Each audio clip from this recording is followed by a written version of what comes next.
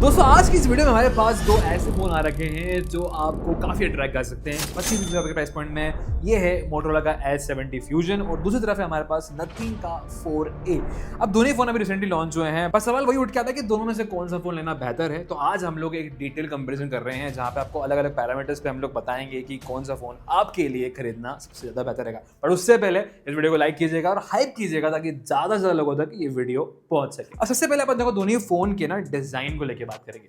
अब design terms जो है ना थोड़ा सा प्रैक्टिकली पर्सनल होता है, जहाँ पे लोग यही सोचते हैं कि यार हाथ में फ़ोन दिखेगा कैसा, कौन सा फ़ोन अट्रैक्टिव लगेगा। तो सबसे पहले अपन मोटोरोला S70 फ्यूजन की डिज़ाइन पे देखते हैं। देखो यहाँ पर ना आपको पीछे एकदम क्लासिक फैब्रिक फिनिश वाला टेक्सचर देखने को मिलता है जो कि बहुत अच्छा लगता है। और सबसे इंपॉर्टेंट चीज़ है कि ग्रिपिंग काफ़ी बेहतर करता है। जब आप फ़ोन को होल्ड करेंगे ना तो कहीं ना कहीं ये टेक्सचर होने की वजह से आपकी ग्रिपिंग बेहतर हो जाती है। ऑल्सो ये फ़ोन स्लिम बहुत है, स्लिक है, स्टाइलिश लुक के साथ में आता है, जहाँ आपको सिर्फ और सिर्फ 7.9 mm थिकनेस देखने को मिलती है। ऑल्सो इसका इतनी बड़ी बैटरी होने के बावजूद वेट बहुत कम है, 193 ग्राम्स का वेट है। अब वहीं जब प्रैक्टिकली हम नथिंग फ़ोन की बात करते हैं, देखो ये phone no doubt modern design के साथ में आता है और काफ़ी लोगों को अट्रैक्ट करेगा क्योंकि थोड़ा सा एक यूनिकनेस है इसके फ़ोन में। पर यहाँ पर जब आप फ़ोन को हाथ में लेंगे ना, पहली चीज़ तो ये कि वजन ज़्यादा है, 205 ग्राम के अराउंड इसका वेट है। सेकेंडरी चीज़ इसकी आप देख सकते हैं कि मोटापा कितना है इसका, साइड से ये आपको लगभग 8.5 mm की थिकनेस है। तो कहीं ना कहीं वो जो एक सवाल सबसे पहले उठ के आता है कि आजकल के फ़ोन जो लाइट हो गए हैं, कंफर्टेबल हो गए हैं, इजी टू होल्ड हो गए हैं, तो वो चीज़ में थोड़ी यहाँ से खरी है। दूसरा ये भी है कि ग्लास बॉडी के साथ में आता है, तो अगर कवर वगैरह लगा तो ठीक है, नहीं लगा रखा है तो फिर क्या हाथ से फिसलने वगैरह के चांसेस थोड़े से बन जाते हैं। एंड चूंकि ये वाइडर है, आप देखोगे होल्ड करने में ना थोड़ी सी दिक्कत होती है। अब वहीं आप मोटोरोला के फ़ोन को देखो यार, ये स्लिम है प्लस साथ में वाइड, इसकी जो वाइडनेस है वो भी कम है, जिसकी वजह से होल्ड करना ईजी हो जाता है। तो अगर आप जब कोई कंटेंट देख रहे हैं या आप कोई भी वीडियो वगैरह रिकॉर्ड कर रहे हैं तो ग्रिप जो है कहीं ना कहीं वो आपको मोटो के फ़ोन में बेहतर मिलती है। और ऑल्सो इसका जो फैब्रिक फिनिश है ये डेफिनेटली थोड़ा सा ना कहीं ना कहीं लग्जरी वाइब भी देता है। तो मेरे हिसाब से डिज़ाइन टर्म्स में I would go with Motorola. पर अब आते हैं हम लोग फ़ोन के उस एस्पेक्ट को लेके जो सबसे ज़्यादा डिस्कस किया जाता है और सबसे ज़्यादा उसी के बारे में आजकल बात की जाती है, द कैमरास। यस, कैमरा के मामले में जब भी हम लोग इस प्राइस सेगमेंट में फ़ोन ढूंढते हैं तो ये चाहते हैं कि हमें बेस्ट से बेस्ट फोटोज़ मिले और बेस्ट से बेस्ट वीडियोज़ निकाल सकें। तो यहाँ पर हम लोग सबसे पहले मोटोरोला पे नजर डालते हैं। तो मोटोरोला में बेसिकली आपको ना यहाँ पे पीछे की तरफ 50 मेगापिक्सल का मेन सेंसर देखने को मिलता है। अभी कोई ऐसा सेंसर नहीं, यहाँ पे सोनी का LYT710 यूज़ कर रखा है जो कि लगभग आपको IMX917 के मुकाबले की टक्कर वाला फोटोग्राफी में दे देता है भैया परफॉर्मेंस। सेकंड यहाँ पे आपको 13 मेगापिक्सल का सेंसर देखने को मिलता है जो कि अल्ट्रा वाइड सेंसर है और वो एज अ मैक्रो सेंसर भी अच्छा परफॉर्म करता है, तो आप उससे मैक्रो फोटोग्राफी वगैरह भी कर सकते हो। वहीं नथिंग के फोन में आपको जो है पीछे की तरफ तीन कैमरा सेंसर देखने को मिलता है। 50 मेगापिक्सल का मेन सेंसर, एक 50 मेगापिक्सल का पेरिस्कोप जो कि 3.5x जूम आपको प्रोवाइड करता है और एक 8 मेगापिक्सल का आपको अल्ट्रा वाइड यहाँ पर दे दिया है। तो टेक्निकली जूम कैपेबिलिटीज के मामले में जो नथिंग का फोन है ये आपको ज्यादा अच्छी परफॉर्मेंस है क्योंकि 70x तक आप जो है इसमें जूम कर सकते हो। पर बात वही हो जाती है ना कि डे टू डे यूजेज में कितना प्रैक्टिकली मतलब ये जूम मोड आपके काम आता है। अब यूजेज की बात करूँ तो यहाँ पे जब डे लाइट की बात आती है तो 1x पे जब मैं मोटोरोला से फोटोज क्लिक कर रहा था तो डिटेल्स काफी बेहतर है। वहीं आप जब नथिंग के फोन में देखोगे थोड़ा सा ये ओवर शार्प कर देता है, मतलब जो फाइनल डिटेल्स है उनको थोड़ा सा ओवर शार्प कर देता है और यही हाल 2x पे भी था। अब वहीं जब 3x या उससे ऊपर जाते तो फिर यहाँ पे पेरिस्कोप सेंसर जो बेसिकली दे रखा है वो थोड़ा सा आपको जूम वाले शॉट्स में अच्छी डिटेल्स वगैरह प्रोवाइड करता है, तो वो एक फैक्टर है। बट वो ये कि जैसे मैंने स्टार्टिंग में बोला कि डे टू डे यूजेज की जब बात करते हो तो फिर प्रैक्टिकली उतना इम्पैक्ट नहीं डालता है। जैसे आप पर्सनली कितना जूम फीचर का यूज करते हो वो मुझे आप कमेंट में जरूर से बताना। ऑल्सो दोनों ही फोन में आपको SDR मिलता है, तो SDR फोटोज वगैरह के सैंपल्स भी आप स्क्रीन पर देख पा रहे होंगे, आपको समझ में आ रहा होगा कि क्यों आप जो है बेहतर है। ऑल्सो मोटोरोला में एक एडवांटेज ये भी हो जाता है क्योंकि यहाँ पे आपको 30 मेगापिक्सल का जो सेंसर दे रखा है वो वाइड एंगल के साथ साथ आपको मैक्रो कैपेबिलिटीज प्रोवाइड करता है। तो मैक्रो फोटोग्राफी की जब आप बात करते हैं, कुछ फोटोज वगैरह आपको क्लिक करना होती हैं तो यहाँ पर फिर आपके पास मोटोरोला के जो फोटोज हैं भाई बहुत ही प्यारे निकल कर आते हैं और यहाँ कहीं ना कहीं नथिंग जो है थोड़ा बीट हो जाता है। और ओवरऑल मतलब जो इमेजेस की क्वालिटीज़ हैं आप देख सकते हो कि ब्राइटर भी हैं, डिटेल्स भी काफ़ी अच्छी है और सोनी का जो LYT710 जो सेंसर है ना वो यहाँ पर थोड़ा इम्पैक्ट लेकर आता है। अब वहीं जब हम लोग वीडियोग्राफी की बात करेंगे तो देखो वीडियोग्राफी में आपको जो है दोनों फोन में 4K दे रखा है बैक कैमरा से, बट एक बड़ा कॉन है नथिंग के फोन में कि फ्रंट से आपको 4K का सपोर्ट नहीं दे रखा है। वहीं आप मोटोरोला के हर एक सेंसर से 4K में रिकॉर्डिंग कर सकते हो और वो मुझे भैया सबसे बेस्ट पार्ट लगा। और मैंने कुछ सैंपल्स भी यहाँ पे रिकॉर्ड कर रखे, तो आप देखो कि किस तरीके से यहाँ पे मोटोरोला के फोन में रिकॉर्डिंग होती है। और गाइस तो ये जो फुटेज आप देख रहे हैं ये मोटोरोला के कैमरा से रिकॉर्ड हो रहा है, जहाँ पे 4K 30 FPS हम लोग रिकॉर्ड कर रहे हैं और क्वालिटी कुछ इस तरह की देखने को मिलती है। देख सकते हो आप टेक्सचर वगैरह, कलर वगैरह। फिलहाल अभी देखो मैं शैडो में खड़ा हूँ, अभी मैं थोड़ा सन की तरफ मूव करता है, यानी कि सन लाइट में जब मैं आता हूँ तो कलर जो ट्रांजिशन है एक्सपोजर का वो किस तरीके से यहाँ पे चेंज होता है, कलर्स कैसे चेंज होते हैं, तो आपको समझ में आ रहा होगा क्वालिटी कैसी है। कमेंट आता है ना कैसा लगा।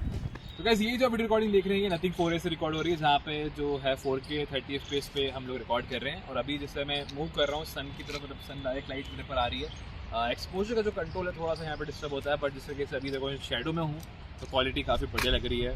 आपको वैसे कैसा एक्सपीरियंस लगा है, डू लेट मी नो। अब वही जब नथिंग के फ़ोन की बात करूँ तो यहाँ पर देखो आपको 4K 30 FPS का ऑप्शन दे रखा है बैक कैमराज में, और लो लाइट परफॉर्मेंस में दोनों ही कैमराज में एक चीज़ मैं नोटिस करी कि मोटोरोला जो है थोड़ा सा लो लाइट में वीडियोस में जो है थोड़ा इम्पैक्ट बेहतर लेकर आ रहा था, डिटेलिंग्स वगैरह ऐड करने की कोशिश कर रहा था, जिसकी वजह से मुझे लो लाइट परफॉर्मेंस में वीडियोग्राफी की बात करूँ तो मुझे मोटोरोला बेटर लगा। तो एवरीडे रिलायबिलिटी अगर बात करी जाए तो सैंपल से आपको समझ में आ गया, इमेजेस आपने देख ली, वीडियोस आपने देख ली, आपको खुद को अंदाजा लग गया होगा कि मोटोरोला के जो कैमरा है भैया वो डेफिनेटली आपके डे टू डे लाइफ में इंपैक्ट लेकर आते हैं।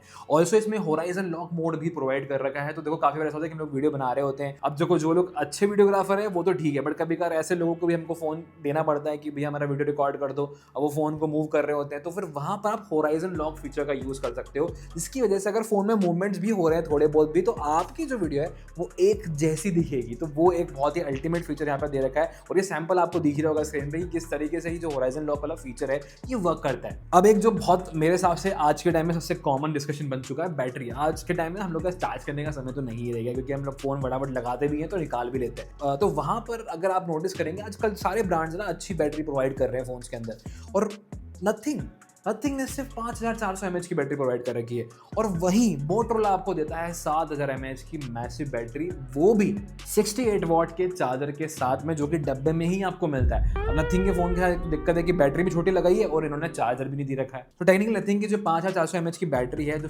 50 वॉट की चार्जिंग सपोर्ट करता है, वो बेसिकली जो डिफरेंस कहीं ना कहीं आ रहा है 1400 mAh का, वो आपको 1 से 1.5 दिन की परफॉर्मेंस में कहीं ना कहीं इंपैक्ट लेकर आता है। जब आप अच्छी खासी गेमिंग कर रहे हो, आप कॉन्टेंट वगैरह वॉच कर रहे हो, कैमरा चला रहे हो, वीडियोस रिकॉर्ड कर रहे हो, तो फिर भैया आपको एक ऐसा फोन चाहिए ना जिसमें बैटरी अच्छी हो। तो 7000 mAh बैटरी के साथ में मोटोरोला ने बहुत अच्छा काम किया है। और मैं सरप्राइज तो ये भी हूँ कि देखो इन्होंने इतना स्लिम स्लिक फोन में 7000 mAh की बैटरी कैसे घुसेड़ दी, और नथिंग वो काम क्यों नहीं कर पाया, छोटी बैटरी क्यों लगा रखी है, और इतने वाइडर फोन में वो भी यार सेंस नहीं बनता है इस चीज़ को लेके। तो मेरे हिसाब से बैटरी परफॉर्मेंस भैया आपको मोटो में one of the top notch मिलने वाली है। ऑल्सो अब नजर मार लेते हैं हम लोग इसके डिस्प्लेस पे, क्योंकि देखो डिस्प्ले एमोलेड वगैरह देखो आजकल हर फोन में आपको आता है, बट एमोलेड के साथ बहुत सारे और भी चीज़ें होती है जो मैटर करती हैं, जैसे कि ब्राइटनेस हो गई, रिफ्रेश रेट हो गया।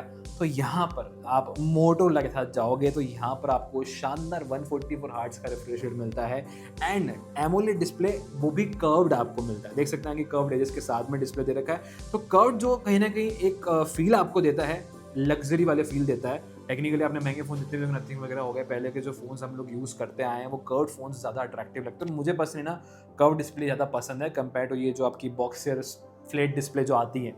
तो यहाँ पर एक तो वो चीज़ अच्छी है कि कर्व डिस्प्ले है, 144 हर्ट्ज का रिफ्रेश रेट है। ब्राइटनेस के वाले में आपको 5200 निट्स की तगड़ी ब्राइटनेस देखने को मिलती है, जिसमें HBM जो है वो 1600 निट्स का है, और डिस्प्ले का साइज़ भी काफ़ी परफेक्ट है, 6.72 इंचेस का है। मतलब अगर आप कंटेंट वगैरह वॉच कर रहे हो काफ़ी सही, कोई दिक्कत नहीं है।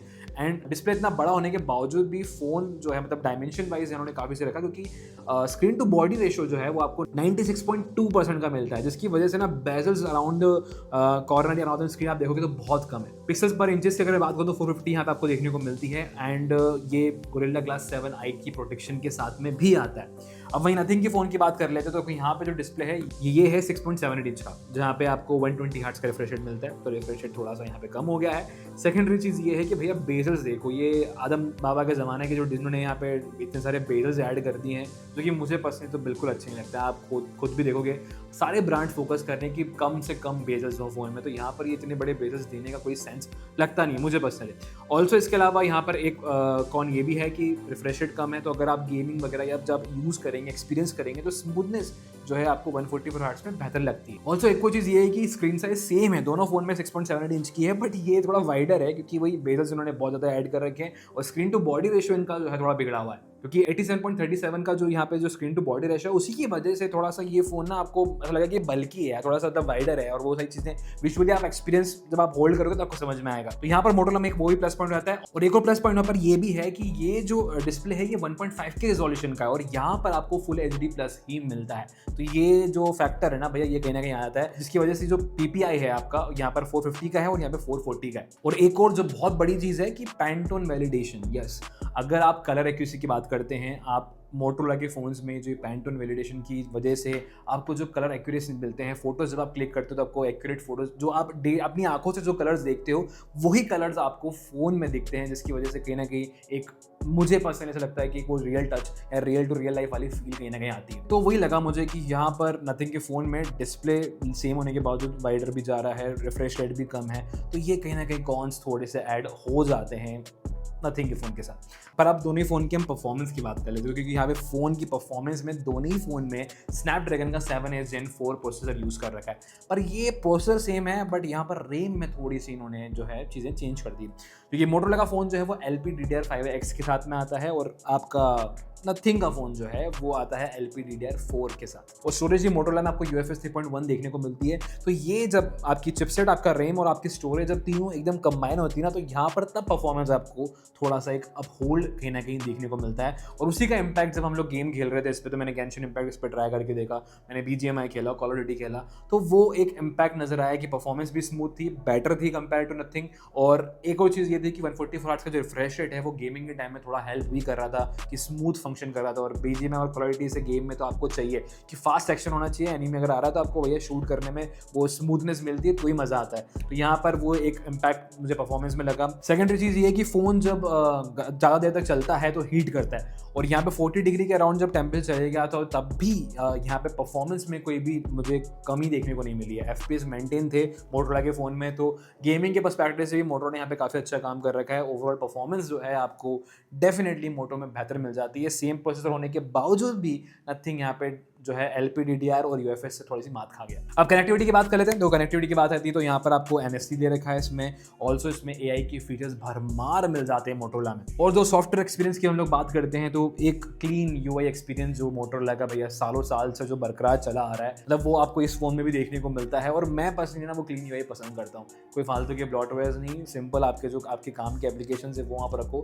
कहीं ना कहीं ये ब्लॉटवेयर्स ऐड होने की वजह से ना फोन थोड़ा टाइम टू टाइम स्लो भी होने लग जाता है, तो वो चीज़ नहीं है, और वो मुझे थोड़ा सा एक अच्छा एक्सपीरियंस क्लीन OS के साथ में लगता है। अभी OS वाली चीज़ थोड़ी सी पर्सनल हो जाती है, but I am a big fan of clean UI वाली चीज़। तो मोटो की जो ये हेलो UI है वो नथिंग की UI से मुझे थोड़ी सी सही लगी है। एक चीज़ ये भी थी कि नथिंग की UI थोड़ी सी कॉम्प्लिकेटेड है, मतलब कॉम्प्लिकेटेड इन द सेंस मतलब वो थोड़ा सा नई ऑडियंस को टारगेट करते हुए तो थोड़ा सा चलाना इतना एकदम से वो ईजी नहीं है, वो उसको अडेप्ट करने में थोड़ा समय लग सकता है। और इस तरह की UI को हम लोग खैर चलाते आ रहे हैं काफ़ी ठालों से, तो वो एक थोड़ा सा एक्सपीरियंस टच में है आपके साथ। साथ ये भी कि AI की जो फीचर्स यहाँ पर मोटोरोला में आपको दे रखे हैं वो बहुत इंपैक्ट करते हैं, और आज के टाइम में AI फीचर्स किसको नहीं चाहिए। तो यहाँ पर आपको मोटो के जैसे नेक्स्ट मूव मिल जाता है, AI प्ले स्टूडियो मिल जाता है, AI इमेज स्टूडियो मिल जाता है, साथ ही इसमें उन्होंने परप्लेक्सिटी का जो इंटीग्रेशन है वो भी आपको दे दिया है मोटोरोला ने, तो वो एक नया रोल भी प्ले करता है भैया AI के फील्ड में। साथ ही को-पायलट के तौर पर आपके गूगल जेमिनी वगैरह भी इसमें जो है अवेलेबल है, बट यहाँ पे परप्लेक्सिटी के साथ उन्होंने थोड़ा स्पेशल जो है टाइप किया हुआ है। और आपको यहाँ पर AI signature style, AI photo booth और स्मार्ट कनेक्ट वाले फीचर्स हैं वो थोड़े से डे टू डे यूजेज के हिसाब से रिक्वायर्ड है भैया। आज के टाइम में सबको AI फीचर्स चाहिए, तो वो एक इम्पैक्ट लाते हैं। साथ ही साथ जो OS अपडेट की बात आती है तो देखो दोनों फोन आपको OS अपडेट तो बरोबर ही दे रहे हैं, कोई कंपैरिजन नहीं है। मतलब एंटोनी फोन 116 के साथ में आते हैं, 3 साल का OS अपडेट आपको मोटोरोला में ही मिलता है, जहाँ पे 5 साल का आपको सिक्योरिटी अपडेट है। वहीं आपको नथिंग के फोन में आपको जो है 3 साल का वही OS अपडेट मिल जाता है, और 6 साल का आपको यहाँ पर उन्होंने सिक्योरिटी अपडेट दे दिया है। तो टेक्निकली OS वाली चीज़ एक पर्सनल चॉइस हो जाता है, बट जो फीचर वाइज अगर हम बात करें तो NFC और AI जो फीचर्स प्रोवाइड कर रखे हैं मोटोरोला में वो थोड़ा सा प्लस पॉइंट कहीं ना कहीं ऐड करते हैं।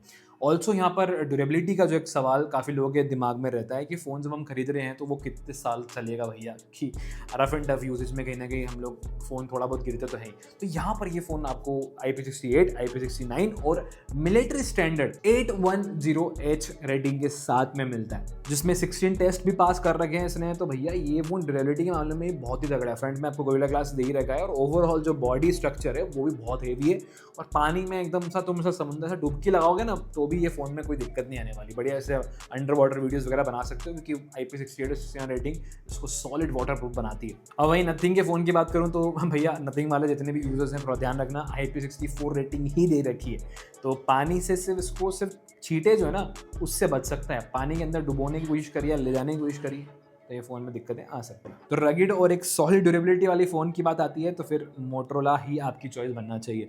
अब आ जाते हैं उस मुद्दे को लेके जो सबके दिमाग में होगा, प्राइसिंग की बात करें तो यहाँ पर मोटोरोला का जो बेस वेरिएंट है वो आपको मिल जाता है 24,999 में, जहाँ 8GB 128GB की स्टोरेज है। अब वही नथिंग का ये जो फ़ोन है भैया ओवर प्राइस्ड है। 32,000 रुपये का आपको मिलता है सेम 8 128 GB वाला। तो टेक्निकली यही कहना चाहूँगा कि 5,000 रुपये ये फ़ोन कम भी है, बड़ी बैटरी भी देता है, अच्छा डिस्प्ले भी दे रहा है और ड्यूरेबिलिटी जो है फ़ोन की काफ़ी सॉलिड। अब नथिंग का फ़ोन मैं बेसिकली उनके लिए कह सकता हूँ जिनको एक वो ग्लिफ बार वाली चीज़ चाहिए, एक यूनिक फ़ोन हाथ में चाहिए और थोड़ी सी वो जो जूम कैपेबिलिटीज़ हैं, मतलब दूर दूर तक देखने की जो इच्छाएं रखते हैं भैया, तो उनके लिए ये फ़ोन थोड़ा सा बन सकता है। But practically day to day life की बात करूँ तो मैं पर्सनली मोटोरोला रिकमेंड करूँगा आप इस फ़ोन को मतलब बिंदास चेकआउट करो भाई। मैं खुद पर्सनल मेरे घर में सब मोटोरोला यूज़ कर रहे हैं, झूठ नहीं बोलूँगा, पापा मम्मी को वही फ़ोन दिलाया और 3 साल हो गए हैं। तो मेरे हिसाब से मोटोरोला की जो रिलायबिलिटी है वो आपको बेहतर देखने को मिलती है। अब अगर आपको ये खरीदना है तो फ्लिपकार्ट पे अवेलेबल है और बेस्ट बाय लिंक डिस्क्रिप्शन में दे दी है। खरीदना देखो आप लोगों के ऊपर होता है, हमारा काम सिर्फ कंपैरिजन था, आपको समझ में आ गया कि आपके लिए क्या सही है तो फिर आप मुझे फटाफट से कमेंट सेक्शन में बता देना कि कुछ सवाल है, डाउट है, और शेयर करना उन दोस्तों के साथ जो इस कंफ्यूजन में कि नथिंग का 4A लें या मोटोरोला का S70 फ्यूजन, क्योंकि ये वीडियो उनके लिए भैया बड़े काम का है। बस बाकी प्यार देने के लिए भाई के लिए इस वीडियो को लाइक करके सब्सक्राइब कर लेना। मिलते हैं जल्द नेक्स्ट वीडियो में, तब तक के लिए स्टूडेंट रहिएगा इंदौरी एक्सप्लोर।